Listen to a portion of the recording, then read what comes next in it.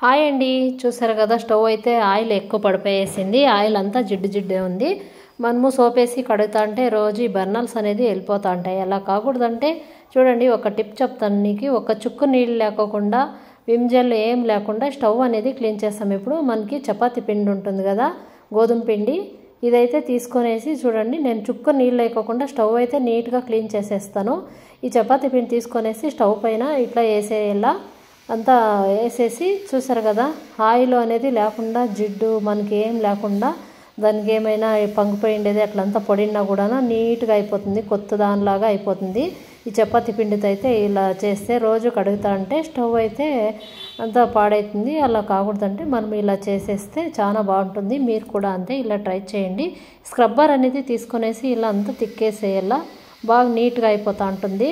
చూసారు కదా, ఇది ఆయిల్ అనేది లేకుండా జిడ్డు లేకుండా చాలా బాగా అవుతుంది. ఈ చపాతీ పిండి అనేది బాగా యూజ్ అవుతుంది ఆయిల్ ఉండే వస్తువులకి, ఏ దానికైనా అంతే.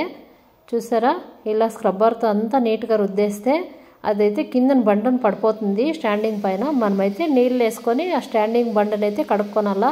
ఈ స్టవ్కి అయితే నేను చుక్కుడు నీళ్ళు కూడా వేయలేదు, ఒక చుక్కు నీళ్ళు కూడా లేకుండా, విమ్ జెల్ లిక్విడ్ ఏమీ లేకుండా ఇలా చపాతీ పిండితోనే అంతా స్టవ్ అయితే నేను క్లీన్ చేసేస్తూ ఉన్నాను. మీరు చూడండి, ఇట్లా అంతా నీట్గా స్క్రబ్బర్తో ఇదంతా మనము స్టవ్ ఫుల్ అంతా క్లీన్ చేసేస్తే చాలా బాగుంటుంది. ఇది ఆయిల్ అనేది కొద్దిగా కూడా ఉండలేదు. చూడండి ఎంత బాగుందో, కడుగుతా అంటేనే బాగా క్లీన్ అయిపోతుంది. అంతా కడుక్కుండానే ఇదంతా చపాతీ పిండితోనే ఇది చూసారు కదా. ఇట్లా ఇప్పుడైతే అంతా అది స్క్రబ్బర్తో అంతా తిక్కేస్తున్నాను కదా. ఇప్పుడు ఒక కాటన్ బట్ట అయితే తీసుకొనేసి దీన్ని అంతా నీట్గా ఇట్లా తుడిచేస్తే బాగా అంతా అయిపోతుంది. జిడ్డు అనేది అస్సలు ఉండలేదు. చూసేకి కూడా ఎంతో బాగుంది, యూస్ కూడా బాగుంటుంది. చూసారు కదా, ఇదైతే ఇట్లా ఉంటుంది. యూస్ఫుల్ టిప్స్, ఇది బాగా యూజ్ అవుతుంది మనకి కిచెన్లో. అయితే ఆడవాళ్ళకి చాలా కావాల్సిండే వీడియోలు అయితే పెట్టేస్తూ ఉంటాము, చూసుకోండి.